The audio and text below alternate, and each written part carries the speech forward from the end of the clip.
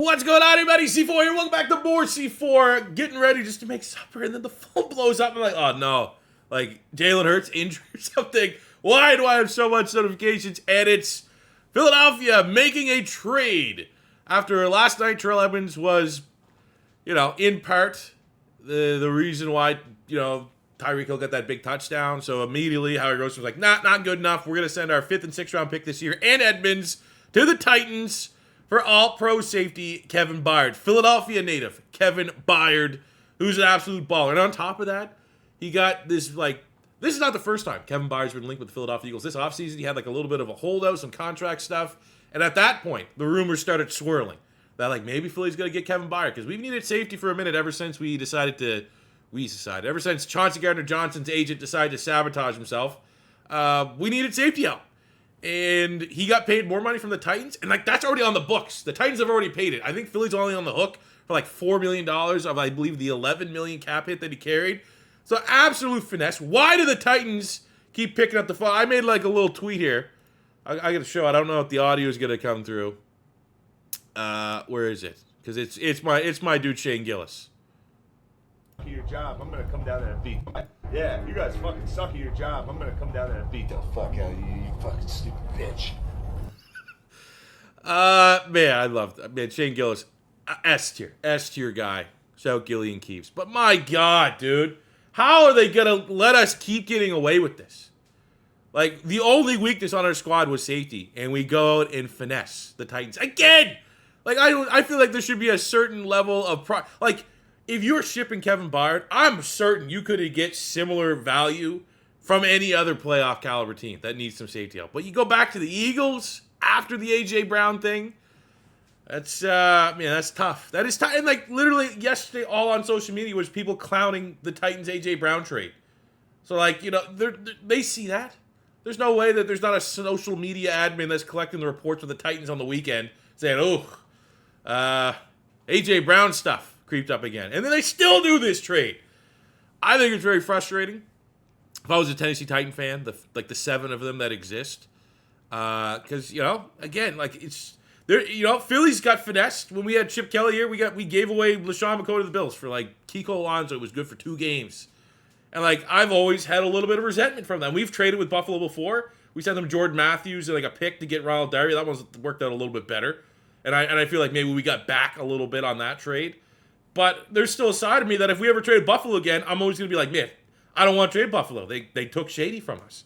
So I feel like that sentiment should be the same for the Tennessee Titans. I don't want to trade with Philly. I'd even go above and beyond to not trade with them after the A.J. Brown debacle. And here they are giving us another absolute baller play. I will say, just interjecting this right now with a little bit of fantasy football, as someone that's owned Tyjae Spears since day one I drafted him, I would love them to let Derrick Henry go on and get a ring and let Tyjae Spears, who's looked exceptional in that backfield, just be the lead back, so that my 0 RB strategy with Travis Etienne, who I got in the 3rd round, Raheem Mostert, who I drafted the 7th round, 8th round, and Tyjae Spears, that would be the double whammy. My real life team and my fantasy team get a gigantic boost.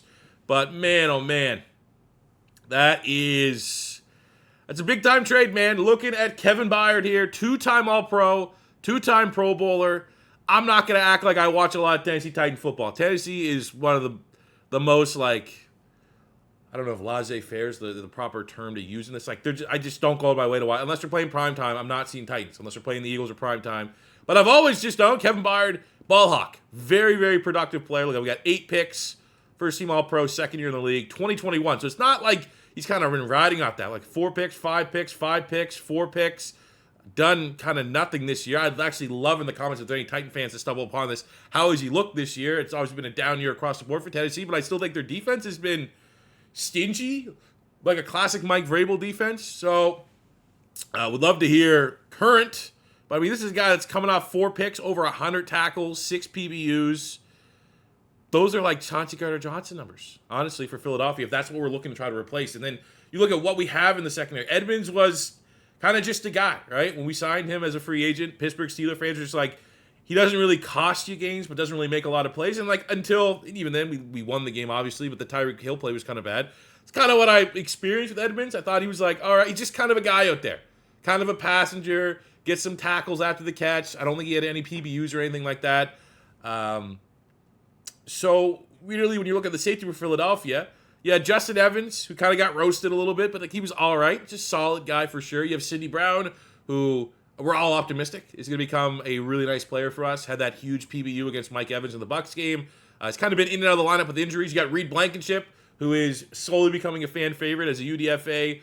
He's actually been really, really solid. I think Middle Tennessee State, Kevin Byard, Middle Tennessee State, that could be a connection. That could work out. I don't know. Obviously, they're on the same team now, but I really think this is a good piece of business from the Philadelphia Eagles. I'm not going to sit here and say this is the dream move because that was always Budda Baker. But if Budda Baker was untouchable, or if Budda Baker was going to be too expensive, and you told me I can get Kevin Byard, who's 2 years older, but I get him for half the price, and even less in terms of what I had to send to get him.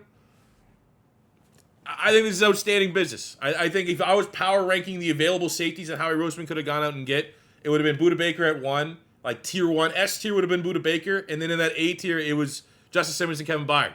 And knowing the value that that's just outstanding. Outstanding value for a player, and we're not going to jinx him. We're going to knock on wood, has yet to miss a game. He has played look at that. 16, 16, 16, 16, 16, 17, 17. That is a good player that is always available. And for right now, the biggest issue with the Philadelphia Eagles is lack of availability in the secondary. So we're getting a massive boost there, a massive boost in terms of leadership. Philly guy, right?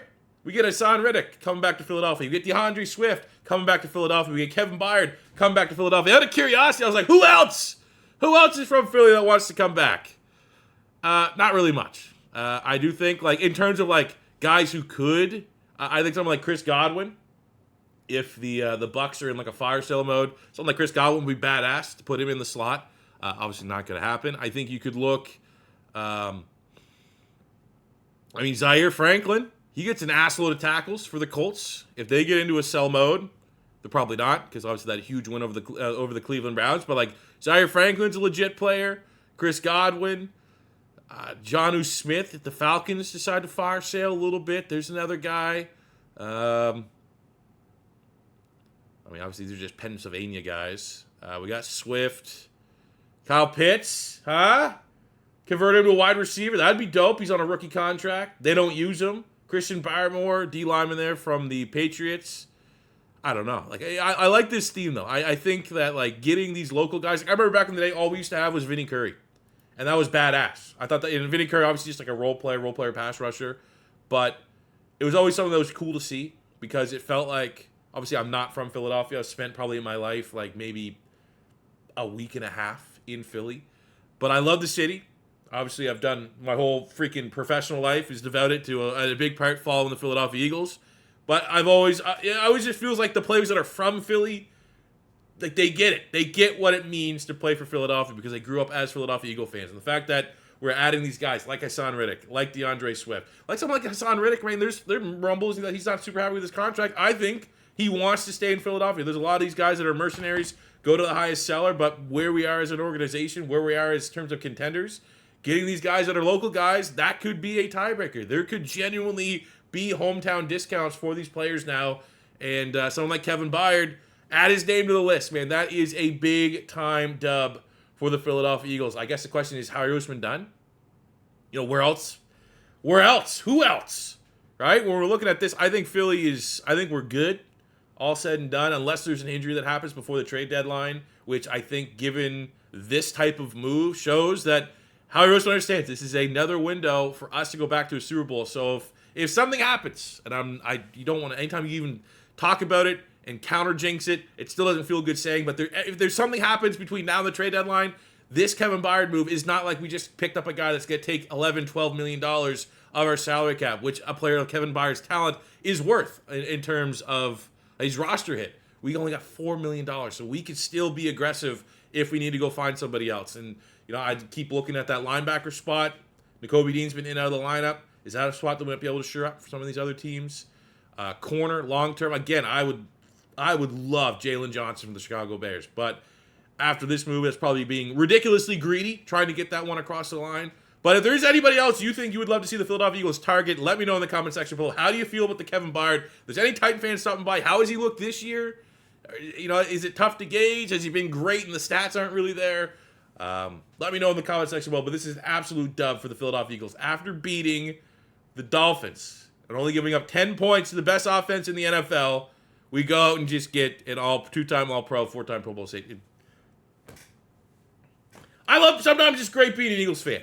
Sometimes it's worth suffering through the Chip Kelly years where he became our head coach GM and traded away prime LaShawn McCoy and Deshaun Jackson and ruined that team, ruined that era of squad, you know? It was worth enduring that for what we are getting right now in Howie Roseman, and that is awesome. So that'll do it for me today, guys. I will see you back here again on Sunday after the Commanders. Hopefully a victory. It's going to be a tough, ugly game. You already know it's going to be.